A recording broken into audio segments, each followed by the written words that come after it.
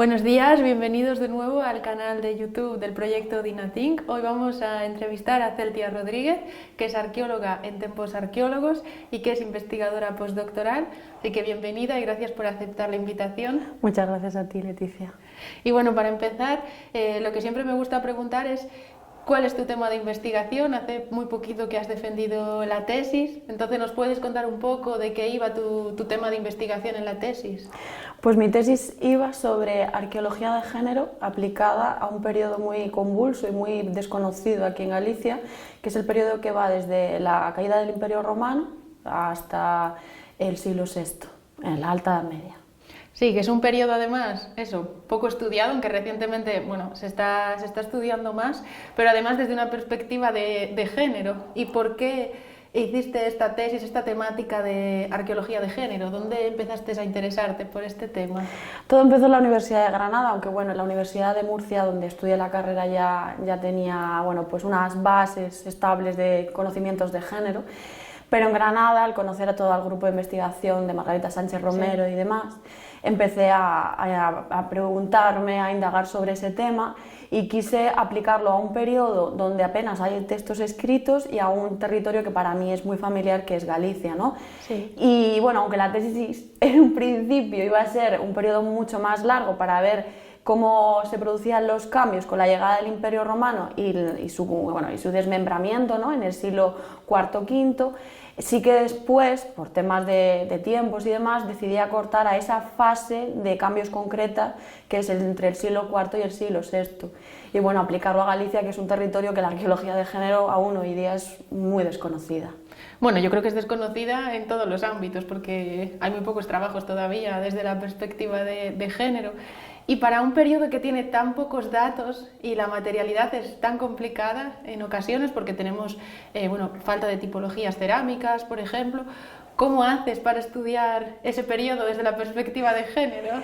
Claro, este tipo de estudios llevará como 10-15 años pues dando muchísima información. Las campañas de excavación recientes que se están llevando a cabo en Galicia, que abarcan estos periodos, muchas temáticas de investigación también se centran en esto, pero son relativamente recientes. Y entonces, claro, nosotros lo que hacemos es interpretar a través de metodologías aplicadas en otros contextos a este periodo, ¿no?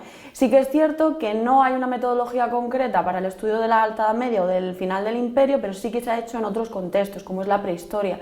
Digamos que la prehistoria ha sido la madre, ¿no?, de todo este proyecto, ¿no? Y cómo a través de esas metodologías que se usan en prehistoria, que en una época donde no hay textos escritos, se puede aplicar a otro contexto donde prácticamente no hay textos escritos que nos hablen de cómo era la vida cotidiana y cómo eran las relaciones de género en esta época.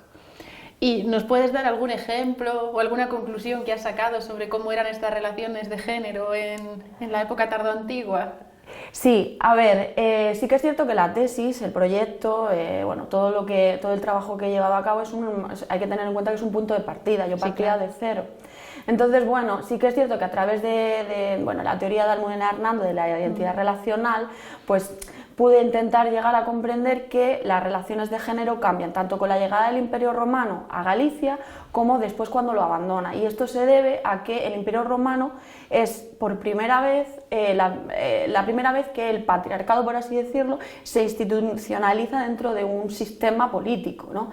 Entonces, claro, mi idea es esa, que cuando el Imperio Romano va abandonando, estas relaciones de poder también van mermando y esta incidencia, ¿no?, de esta desigualdad va disminuyendo. También es cierto que lo que hemos estudiado a través del proyecto en el que yo estoy, que es Espunir Labrego, es que se reocupan y vuelven a esas formas anteriores, ¿no?, de vida que con la recuperación de los castros, ¿no? Entonces está diciendo que hay un cambio social y luego también se puede manifestar a través de eso, del priscilianismo y demás, que donde las mujeres adquieren mayor relevancia política y social en el ámbito de lo común, ¿no?, de lo social. No, es muy interesante, la verdad, y además en otras entrevistas también que he hecho hablaban de eso, del cambio que hay en las élites, en la concepción de las élites que tenemos durante el Imperio Romano y cómo eso cambia cuando se empieza a desarticular el imperio. Y eso, ¿has visto algo de cómo cambian esas élites o cómo podemos, qué pistas tenemos de cómo cambian esas élites, si son más locales o cómo se produce eso aquí en esta zona? Claro, Es la gran pregunta. Claro, pero... la gran pregunta. Lo que barajamos y demás es que conforme esto es un proceso, no es un proceso de la noche a la mañana, es un proceso lento y transcurre a lo largo de unos siglos concretos, ¿no? Y bueno, la idea que se baraja es que las élites locales son las que adoptan estas formas de poder, ya que el imperio se va abandonando, estas élites que quedan todavía y que resisten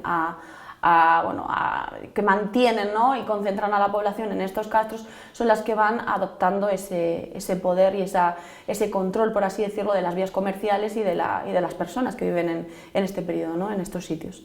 Sí, supongo que también tendrás muchos datos a partir de las necrópolis, ¿no? ¿O no tenemos muchos datos en esta zona? El problema de Galicia son las necrópolis, hay muy poquitas.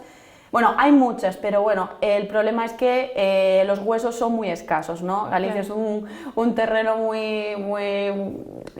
que apenas tenemos huesos, ¿no?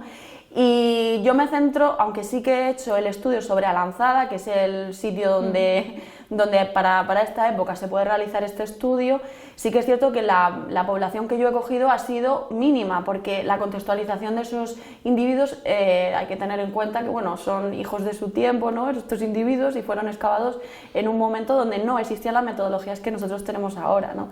Entonces, bueno, los datos que tenemos son muy escasos y tuvimos que acotar muchísimo el estudio de los individuos. Sí que es cierto que el estudio antropológico es brillante, realizado por Olaya, pero claro, el problema que tenemos es ese, que la contextualización de estos individuos es nula y es fundamental, ¿no?, para poder estudiar las relaciones de género y hoy en día para hacer arqueología. Sí, efectivamente. Y bueno, me has hablado que trabajas desde una perspectiva más global, muy interdisciplinar, y el tema de las humanidades digitales también lo usas, porque bueno, siempre me gusta preguntar si introducís alguna tecnología digital en vuestras investigaciones o si, bueno, en el caso de tu tema de investigación no te has metido con sistemas de información geográfica o similar. Sí, para la tesis sí que utilicé SIG, pero bueno, lo que más me motivó de todas estas TIC y demás son son las redes sociales y todo lo que tiene que ver con la divulgación de cara a estas tecnologías, ¿no? Pero lo que viene siendo de este tipo de estudios apenas utilicé, salvo pues en algunos casos como mapas, visibilidad y demás, que utilicé sistemas de información geográfica para ver cómo era el espacio en el que vivían estas personas, ¿no?, para entender cómo era el espacio construido de las personas que vivían en época alto medieval. Bueno, ya para terminar, ¿qué perspectivas de futuro tienes? Pues ahora mismo trabajo como arqueóloga de gestión en Tempos Arqueólogos y la verdad estoy muy contenta, pero sí que es cierto que siempre, yo hice la tesis sin un contrato y siempre he tenido las ganas, ¿no?, de seguir investigando, y como ya he dicho antes, esto es la base de algo muy bonito que puede salir adelante en el futuro y que bueno, que espero conseguir algún día, ¿no?, poco a poco, un contrato postdoctoral que me ayude a continuar esta investigación y también a seguir investigando este periodo tan oscuro, ¿no?, que se empieza a dar ahora algo de luz gracias a las investigaciones recientes que están llevando a cabo muchos investigadores e investigadoras. Bueno, yo te animo, que seguro que lo consigues, porque yo también hice la tesis doctoral trabajando sin financiación y al final se puede, con esfuerzo se puede, es más difícil, pero se puede. Así que muchas gracias, Celtia, por haber accedido a hacer la entrevista y bueno, muchas gracias a vosotros por vernos y nos vemos en la próxima entrevista.